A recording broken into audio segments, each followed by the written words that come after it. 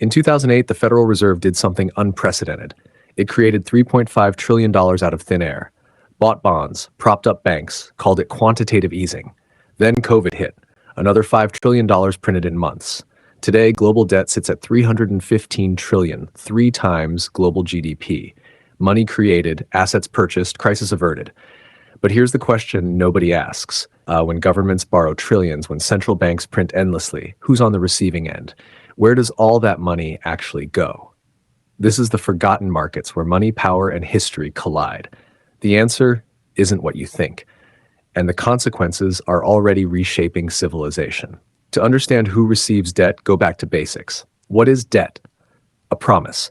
Borrower promises to repay, lender expects return.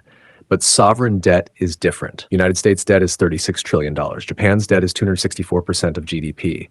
Europe combined owes over 15 trillions. These aren't normal loans, they're permanent fixtures. Nobody expects repayment, only refinancing. Roll old debt into new debt, forever. So who holds this perpetual claim on future tax revenue? First recipient, financial institutions. Banks are largest debt holders. They buy government bonds as safe assets. Regulators require it. Basel rules treat sovereign debt as risk-free, so banks load up. When government borrows $1 trillion, banks receive bonds worth $1 trillion. Those bonds generate interest, paid by taxpayers, guaranteed by state, risk-free profit. Here's where it gets strange. Central banks also buy government debt, lots of it. Fed holds $5 trillion in treasuries. Bank of Japan owns half of all Japanese government bonds. They buy with created money, freshly printed. Government issues bond. Central bank buys it, government gets cash. Central bank gets IOU from government. Left hand borrowing from right hand.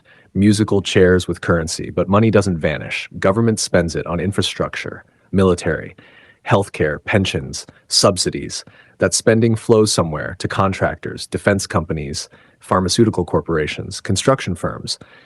Each dollar of debt becomes someone's income, someone's profit, someone's asset. Second recipient, corporations. When governments borrow and spend, corporations capture enormous share. Defense spending alone is $2 trillion globally. Flows to Lockheed, Raytheon, Northrop Grumman. Healthcare spending in U.S. exceeds $4 trillion. Flows to hospitals, pharmaceutical giants, insurance companies. Government debt becomes corporate revenue. Corporate revenue becomes profits.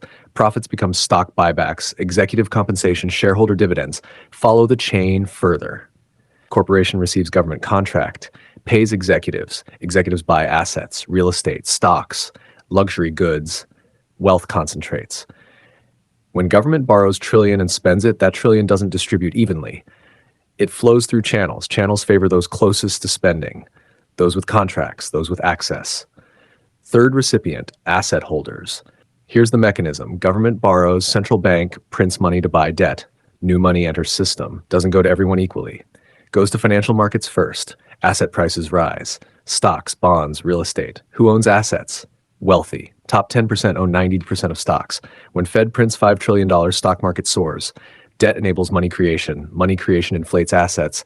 Asset inflation enriches asset holders. This creates paradox. Government borrows ostensibly to help economy, build infrastructure, support unemployed, stabilize system. But structural effect is wealth transfer upward. Debt monetization enriches those who own assets. Those who need help least receive most benefit, not through conspiracy, through structure. Look at COVID response. Governments borrowed $20 trillion, spent on healthcare, unemployment benefits, business support. Necessary, life-saving. But what happened? Billionaire wealth increased $5 trillion in 2 years. Stock markets hit records. Real estate prices exploded. Workers got stimulus checks. Asset holders got asset appreciation. Checks were thousands. Appreciation was millions. Fourth recipient, foreign creditors. Much sovereign debt is held internationally. China holds over $800 billion in U.S. treasuries. Japan holds over $1 trillion. They receive interest payments in foreign currency. Debt becomes geopolitical lever. But arrangement is fragile. Foreign holders can sell, can lose confidence. When they do, currency crises follow. Interest rates spike, austerity imposed, IMF arrives, always same pattern. Borrow in good times, crisis in bad times. Creditors demand payment, citizens pay price. Fifth recipient, future generations. Here's the invisible transfer. Debt is borrowing from future, spending today, promising payment tomorrow, but tomorrow's taxpayers didn't consent. They inherit obligation. Must service debt through taxes. Reduce services, constrained choices. Current generation consumes. Future generation pays. Consider scale. U.S. now spends over $800 billion annually on interest. More than defense, just interest. That's $800 billion taken from future spending, transferred to bondholders forever. Demographics worsen equation. Aging populations mean fewer workers, more retirees, higher healthcare costs. Debt becomes larger burden for smaller workforce. Youth inherits debt, inherits constrained future, without having enjoyed benefits. Sixth recipient, the system itself. This is least understood, but most important. Modern monetary system requires growth. Growth requires credit expansion. Credit expansion requires debt. More debt every year, forever. System runs on debt creation. Without expanding debt, system contracts. So debt must grow, must reach unsustainable levels. Then crisis comes. System rescues itself.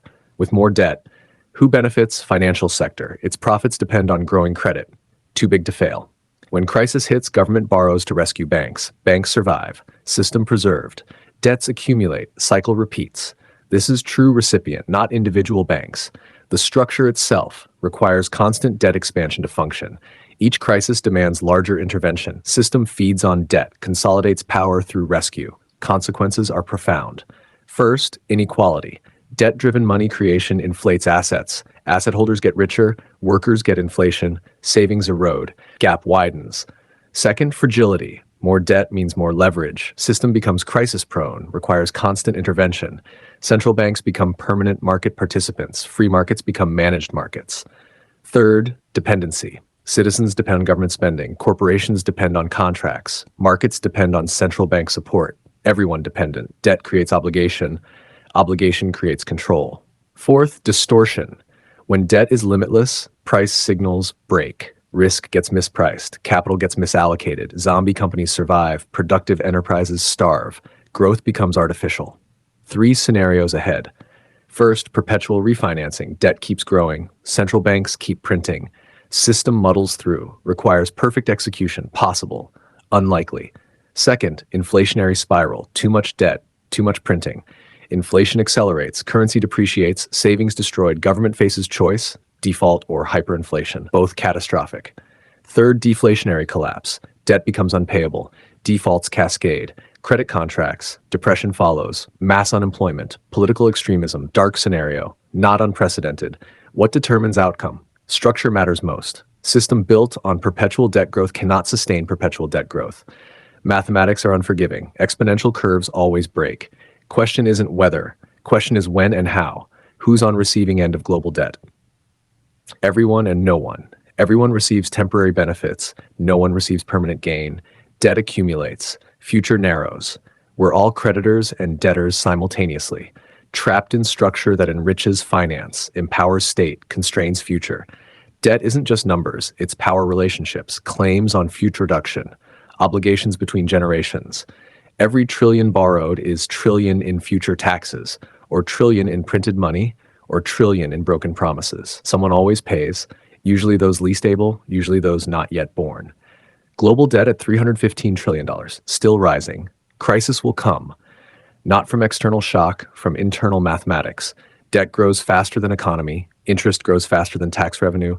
When gap becomes unbridgeable, system resets. Reset is coming. Question isn't who receives debt money now.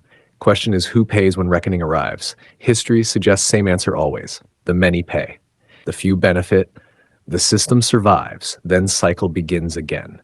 If this gave you a new perspective, hit subscribe. History has the answers. I'll show you where to look.